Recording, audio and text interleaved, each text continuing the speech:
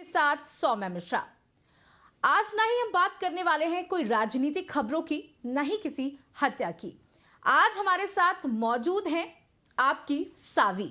जी हाँ, मैं इंट्रोड्यूस कराऊंगी सावी को। समृद्धि उनका असली नाम है और कलर्स की फेमस एक्ट्रेस, कलर्स की फेमस सीरियल की एक्ट्रेस हैं सावी की सवारी।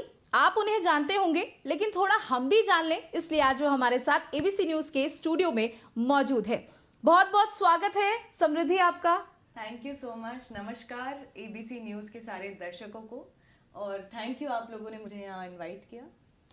तो देखिए, आपको हमारी जनता तो जानती है, लेकिन यहाँ पर हम आपको और जानने की कोशिश करना चाहते हैं और बहुत सारे छुपे हुए आपके दिल में जो कानपुर से रिलेटेड राज हैं वो खुलवाना चाहते हैं जी। तो सबसे पहले आप ये बताएं कि आप सबसे ज़्यादा फेमस हुई हैं सावी की सवारी से। जी, उसके बारे में सबसे पहले कुछ बताएं। तो सावी की सवारी कलर्स पर एक शो है जो अभी 15 सितंबर को हमारा लास्ट एपिसोड आया था। टेलीविज़न में आने की वजह से आपकी जो फेस की पॉपुलैरिटी है वो बढ़ जाती है। एंड मुझे इस बात की बहुत खुशी है कि मैं ये मेरा पहला शो था, पहला टेलीविज़न का शो था। उसके बावजूद मुझे लोगों ने इतना ज़्यादा प्यार दिया, इतना मतलब आजकल के ज़माने में इवन टेलीविज़न में भी इतना माना नहीं जाता कि कोई शो 1 साल तक भी चले। तो हमारा 1 साल से ऊपर चला और 363 एपिसोड्स हुए, और स्लॉट क्लोज़ होने की वजह से हमारा शो बंद हुआ। तो ऐसा भी नहीं है कि कोई रिप्लेसमेंट की वजह से बंद हुआ है। तो बहुत खुशी होती है। और इसका जो एक सफ़र है सावी की सवारी का, उसमें सावी कैरेक्टर को प्ले करते करते मुझे एक्टिंग से प्यार हो गया, और मुझे लगता है अब एक्टिंग जो है वो बरकरार रहेगी। बिल्कुल, ये जो कैरेक्टर था आपका, हम सभी ने देखा, आप बहुत ही इनोसेंट लेकिन ब्रेव। जी, जी। एक ऐसा आपने कैरेक्टर प्ले किया, तो आप इस कैरेक्टर से कितना जुड़ाव रख पाएं कि आप रियल लाइफ में भी ऐसी ही हैं? मुझे ऐसा बहुत बोला जाता है कि रियल लाइफ में भी मेरे अंदर एक प्योरिटी है, एक इनोसेंस है, और शायद वही एक चीज़ है कि आप चेहरे में उस चेहरे में आपके वो दर्शाती है, जैसे मेरे चेहरे में आता है। और सावी की सवारी के लिए जब सावी की खोज हो रही थी तब पता चला बाद में, जब मैं फाइनलाइज हो गई उसके बाद में मुझे बहुत बाद में पता चला कि 3-4 महीने का एक सफ़र था। हीरो पहले ही फाइनलाइज हो चुके थे, लेकिन हीरोइन नहीं मिल रही थी, क्योंकि उनको वैसी लड़की चाहिए थी जो फेस से इनोसेंट लगे, इनोसेंट हो। और क्योंकि सावी रिक्शा चलाती है, वो एक ऐसी इंडस्ट्री में काम करती है जहाँ लड़कियाँ कहाँ देखी जाती है, रिक्शा कौन लड़की चलाती है, लेकिन वो ये दिखाएगी कि कैसे एक लड़की रिक्शा चलाती है और अपने घर को संभाल रही है, बड़ी बहन के लिए एमबीए के लिए पैसे भी दे रही है, घर को भी संभाल रही है, लेकिन वो कहीं पर भी टॉम बॉयश नहीं है, ना ही वो बदतमीज़ है। वो बिल्कुल संस्कारी है, और वो भगवान में और पूजा पाठ में बिलीव रखने वाली लड़की है। जैसे कि आपने बताया कि जो आपका कैरेक्टर है वो बहुत घरेलू कैरेक्टर है, जी। तो क्या, क्योंकि आज हम देखते हैं कि हर किसी की लाइफस्टाइल बहुत बदल चुकी है, सुबह बहुत जल्दी में उठ के काम पे जाना, देर रात आना, पार्टी, बहुत सारी चीज़ें। तो क्या आप भी भगवान और पूजा में, इन सब चीज़ों में विश्वास रखती हैं कि आप अपने नए प्रोजेक्ट्स पे जाती हैं तो सबसे पहले भगवान के मंदिर जाती है, ऐसा कुछ आपका? बिल्कुल, आई थिंक बहुत ज़रूरी होता है, क्योंकि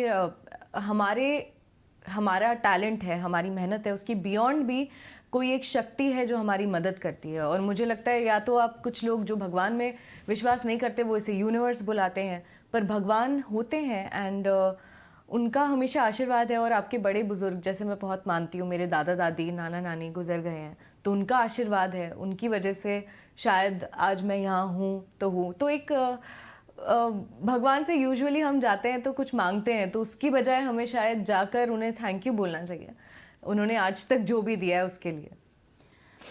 समृद्धि, मैं आपसे जानना चाहूंगी, मैं आपको समृद्धि या सावी कुछ भी कुछ भी बुला सकते हैं। आपसे ये जानना चाहूंगी कि आपको इस सीरियल में किस तरीके से मौका मिला, मतलब क्योंकि आपने बताया कि बहुत सारे ऑडिशंस हुए, बहुत खोजबीन चल रही थी कि ऐसी कोई लड़की हो जो इनोसेंस मतलब उसके चेहरे पर भी हो, तो कैसे आप वहां तक कैसे पहुंची?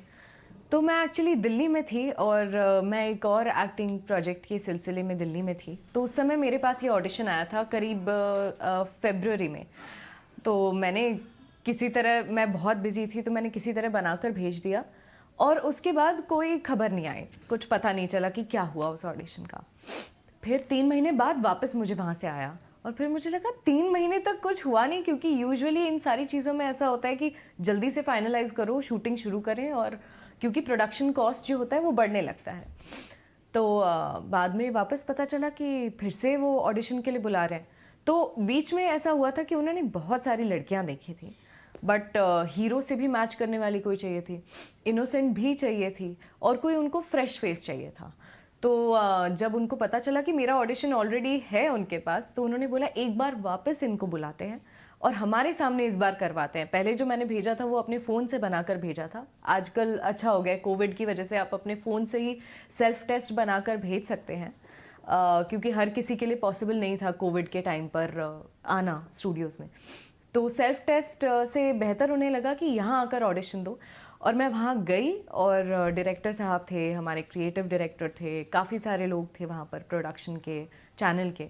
तो जब मैंने ऑडिशन दिया वहाँ पर, तो उन सबको एकदम से क्लिक हो गया, उन सबको लगा कि यही सावी है और इसी फाइनलाइज कर देते हैं। तो देखिए, आप कब आपको क्या चीज मिल जाए शायद आपको भी नहीं पता होता है, और कहते हैं ना कि जो चीजें सरप्राइजिंगली मिलती हैं उनकी खुशी बहुत ज्यादा होती है। क्योंकि जैसे कि मैंने पढ़ा है आपके बारे में कि आपने अपना करियर की शुरुआत एज अ डबिंग आर्टिस्ट की थी जी। तो सबसे पहला आपने क्या किया था जो आपकी लाइफ के, क्योंकि हर किसी के लिए पहली चीज बहुत ही स्पेशल होती है जी। आपके लिए वो क्या थी? अच्छी बात यह है कि मेरा पहला प्रोजेक्ट ही था साईं बाबा, तो एक धार्मिक सीरियल से शुरुआत हुई थी, कह सकते हैं।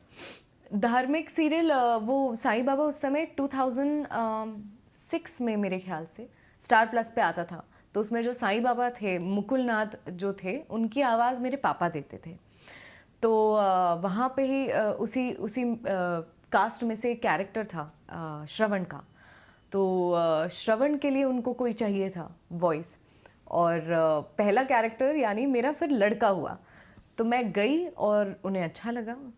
तब मैं कुछ 10-11 साल की ही थी, और मैंने ऑडिशन दिया और उन्हें अच्छा लगा, और उसके बाद से मेरा वो सिलसिला शुरू हो गया। हम चाहेंगे कि कुछ आपका जो फेवरेट कैरेक्टर हो, जो आपने जिनको आवाज़ दी है, वो थोड़ा सा अगर हमारे जनता के सामने भी आप रखेंगी तो। जी, मैं लिटिल सिंघम एक सीरियल है, बच्चों के लिए कार्टून है, तो उसका हम थोड़ा सा करके बताते हैं। फेमस डायलॉग आपको पता होगा लिटिल सिंघम का क्या है, जो सिंघम का है, आता माझी सटक। जी जी। तो ये वाला करना थोड़ा सा डिफ़िकल्ट भी होता था मेरे लिए, क्योंकि जो है इसमें आवाज़ 10-11 साल के लड़के की करनी है, जो थोड़ी सी कर्कश आवाज़ है। तो कुछ ऐसे थी, आता माझी सटकली। तो इस तरह से सारे डायलॉग्स होते थे, और ऐसी आवाज़ में ज़्यादा देर तक काम करना भी मुश्किल था। तो हम 1-1.5 घंटे का कुछ सेशन रखते थे, और जितना काम हो सकता था उतने में करते थे। तो देखिए, आप अभी मुझसे इस तरीके से बात कर रही हैं और आपकी आवाज़ बिल्कुल डिफरेंट है, और आपने जैसे बोल के बताया तो बिल्कुल कार्टून से मैच कर रही है। जैसे कि हमने आपके उस पे वीडियोस में काफ़ी देखा था, डोरेमोन की भी आवाज़, तो वो क्योंकि बच्चों का बड़ा ही फेवरेट सीरियल है, तो वो तो बनता है। हेलो दोस्तों, मेरा नाम है डोरेमोन, यानी समृद्धि शुक्ला, यानी सावी भी। बहुत बढ़िया। आप मेरे बगल में बैठी, मुझे लग रहा है डोरेमोन ही मेरे बगल में बैठा हुआ है। आप अपनी फैमिली के बारे में कुछ बताइए। जैसे कि आपने बताया कि आपके फादर ने साईं बाबा सीरियल में आवाज़ दी जी। तो आपकी पूरी फैमिली इसी बैकग्राउंड से रिलेट करती है? काफ़ी हद तक कह सकते हैं। मेरे जो दादाजी हैं वो सर्जन थे, बट मेरी दादी पहली जनरेशन थी जो मुंबई आई थी अपना करियर मीडिया इंडस्ट्री में, यानी एक्टिंग में अपना करियर जमाने के लिए। तो दादी बहुत टैलेंटेड थी, दादी एक्ट्रेस भी रही हैं, और उन्होंने रेडियो शोज़ भी किए, काफ़ी कुछ किया, एक्टिंग सिखाई भी है। दादी के पीछे ताऊ जी, पापा, वो लोग भी आ गए। आज ताऊ जी, पापा भी अच्छे मुकाम पर है, और उनकी वजह से मैं भी। तो एक कह सकते हैं कि परिवार सारा, मतलब दादी कानपुर रही हैं, जो ताऊ जी और पापा भी हैं, वो भी अपने चाइल्डहुड का एक हिस्सा कानपुर में बिताकर फिर बम्बई आए थे। मेरे लिए एक तरह से ये आसान हो गया कि मैं वहाँ पे ही रही, तो इसीलिए मेरे लिए जो रास्ते थे वो जल्दी खुल गए। जैसे 10-11 साल की उम्र में काम करना या काम शुरू करना, अगर मैं बॉम्बे में नहीं होती तो शायद पॉसिबल नहीं होता। तो धीरे धीरे करके मुझे प्रेरणा मिलने लगी कि मैं धीरे धीरे करके अपने थोड़े बहुत पॉकेट मनी के पैसे जमा सकती हूँ या अपनी फ़ीस के लिए कर सकती हूँ। तो बहुत गर्व महसूस होता था और फिर ये काम कभी छोड़ा ही नहीं, पढ़ाई के साथ साथ ये जारी रहा हमेशा। जैसे कि आपने बताया कि आप मुंबई की रहने वाली थी, इसलिए आपके लिए बहुत इजी कहीं ना कहीं रास्ते खुलते चले गए और आपको चीज़ें मिलती चली गई। अब यहाँ पर बात आती है, अगर कोई बाहर से आया है या वो मुंबई का नहीं है, महाराष्ट्र का नहीं है, तो उसके लिए चीज़ें कितनी डिफ़िकल्ट हो जाती हैं? बिल्कुल, अगर मैं मुंबई में रहती हूँ और मैं उसी शहर से बिलोंग करती हूँ, यानी मेरा घर वहाँ पर है और हमारा खुद का घर है, तो रेंट का कोई झंझट नहीं है और घर का बना खाना मिलता है, सब कुछ मिलता है, आसपास दोस्त हैं। लेकिन अगर कोई बाहर से आता है, जैसे हमारे कानपुर शहर से आता है अपना करियर बनाने मीडिया इंडस्ट्री में, तो डेफिनेटली मुझसे ज़्यादा डिफ़िकल्ट ही होगा, क्योंकि एक तो उनको आने के लिए अपने पेरेंट्स को कितना कन्विंस करना पड़ेगा कि हम ऐसा ऐसा करने के लिए जा रहे हैं, हम सोच रहे हैं। और मीडिया इंडस्ट्री एक ऐसी चीज़ है कि इंजीनियरिंग हो या डॉक्टर हो तो माँ बाप झट से मान जाते हैं, मीडिया के लिए थोड़ा सा उनको मनाना पड़ता है कि हम जा रहे हैं, वहाँ अकेले रहेंगे। तो पहले तो उन्हें मनाना, फिर उन्हें ये विश्वास दिलाना कि नहीं सब ठीक रहेगा, हम अच्छे से मैनेज कर लेंगे। वहाँ जाना, घर ढूंढना, रेंट जो है बहुत महंगा है, मुंबई सिटी में खर्चे काफ़ी महंगे हैं, तो रेंट करना, खाना, तो डेफिनेटली उन लोगों के लिए और डिफ़िकल्ट होता है हमारे जैसे लोगों से कंपेयर्ड। बिल्कुल समृद्धि, देखिए आप बहुत सारी बातें बता रही हैं और लोगों को भी समझ में आ रहा है कि किस तरीके से वो, अगर उनको इस फील्ड में इंटरेस्ट है तो वो कैसे वहां पर जा करके अपने आप को सेटल डाउन कर सकते हैं। बातें बहुत सारी हैं, आप हमारे साथ मौजूद हैं, लगातार ये सिलसिला चलता रहेगा। यहाँ वक्त हो चला एक छोटे से ब्रेक का।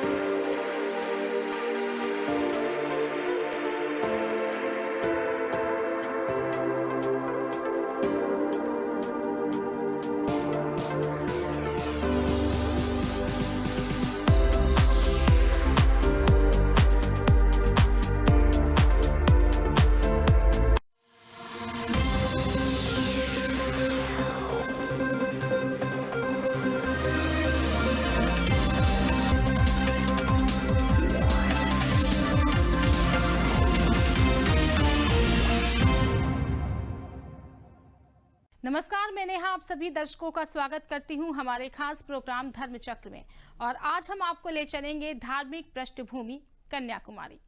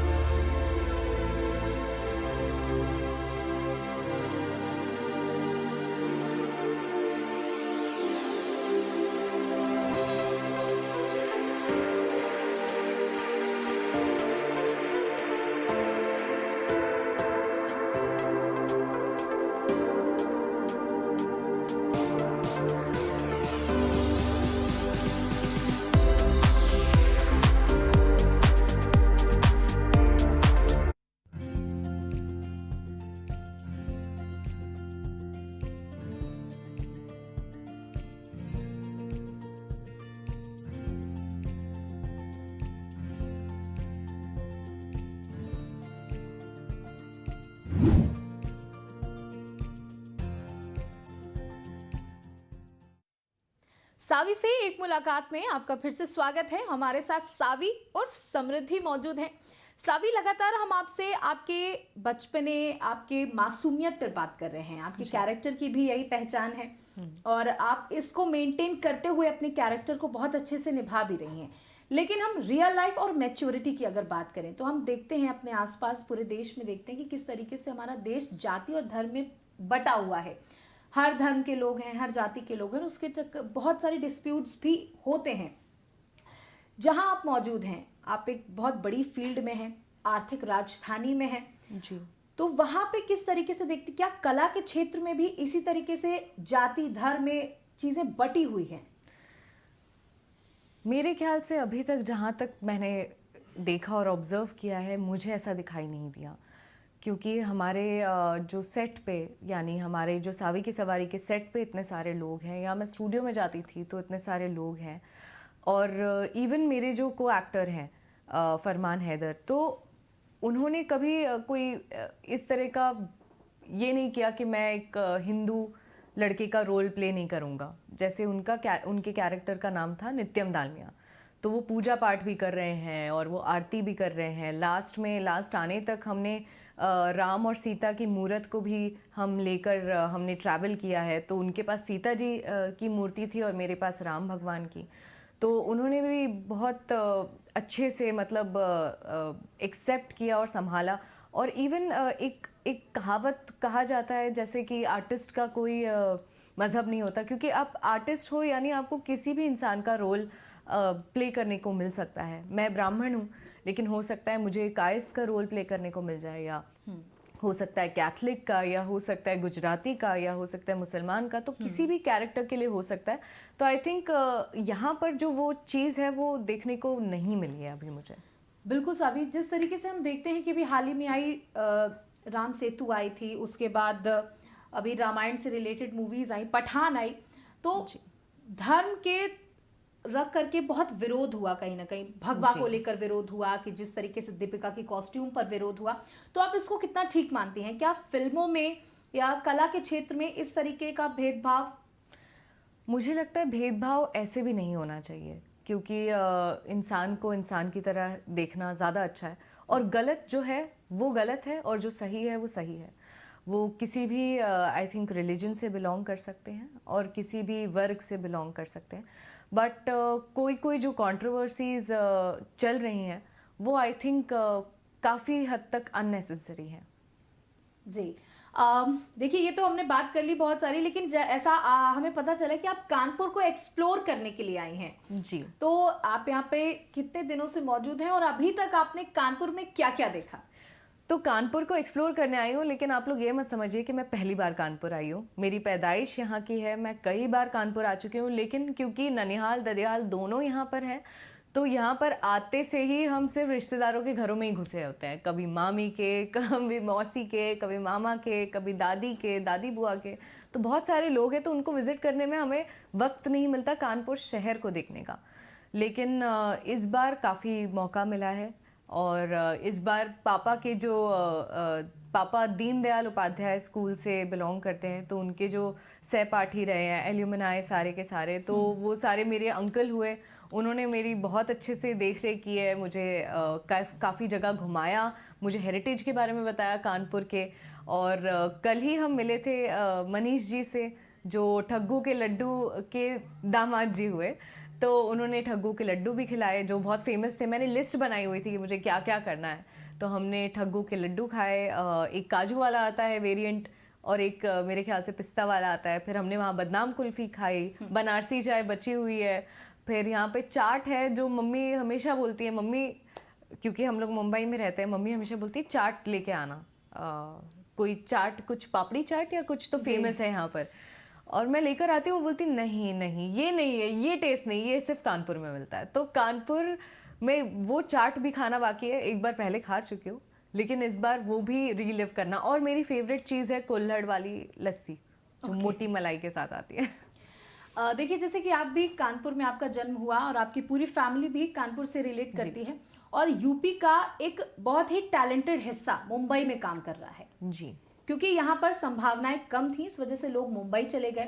लेकिन जिस तरीके से आप जानती हैं कि यूपी गवर्नमेंट एक बड़ा प्रोजेक्ट लेकर आ रही है फिल्म सिटी का नोएडा में, जी। तो उसकी कितनी संभव, क्या मुंबई की तर्ज पर जैसे लोग वहां जाते हैं, अब यूपी में जो संभावनाएं ज्यादा बढ़ रही हैं उसको लेकर के क्या कहना चाहेंगी आप? फिल्म सिटी बन रही है, बहुत बढ़िया चीज़ है इनफैक्ट, क्योंकि जैसे यूपी या बिहार या इस साइड के जो लोग हैं जो नॉर्थ से ज़्यादा बिलोंग करते हैं, उनके लिए महाराष्ट्र का सफ़र तय करना थोड़ा सा लंबा हो जाता है। लेकिन अगर वो नोएडा में आ जाए, जो अब वो अपॉर्चुनिटी क्रिएट हो रही है, तो कितना बेहतर होगा कि वो घर से भी नज़दीक होंगे। जैसे अगर कानपुर से भी किसी को दिल्ली जाना हो तो इतना बड़ा डिस्टेंस नहीं है, आप कार से, गाड़ी से आराम से जा सकते हैं, आप बस से जा सकते हैं।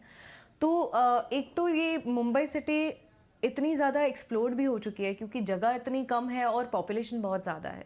लेकिन अगर हम इसे कहीं और बना दें, जैसे फिल्म सिटी को नोएडा में भी एक हिस्सा कर दें, तो कितना अच्छा होगा कि उधर भी एक मीडिया की एम्प्लॉयमेंट बढ़ जाएगी और एक तरह से यहाँ पे भी जो नज़दीक या दिल्ली के लोग हैं या आसपास के लोग हैं उनके लिए भी बहुत ज़्यादा सुविधा हो जाएगी।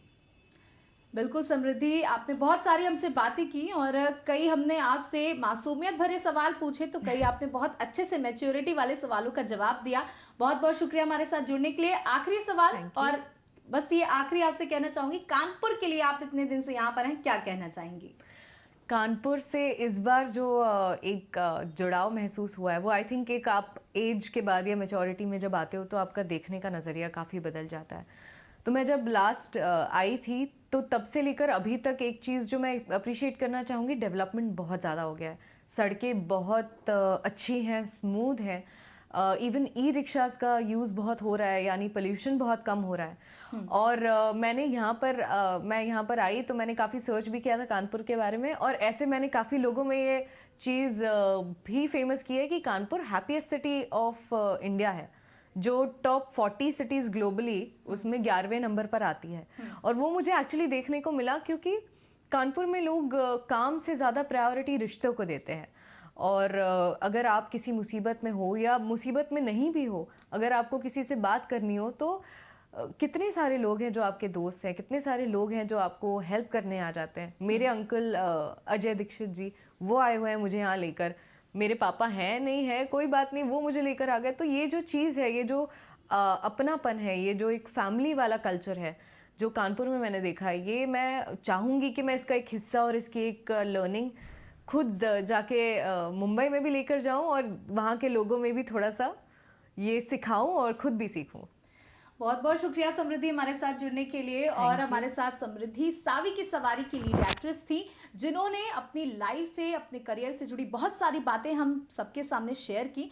और जिस तरीके की इनकी पर्सनालिटी है, हम इनको बेस्ट ऑफ लक देते हैं कि ये अपने करियर में बहुत अच्छा करेंगी।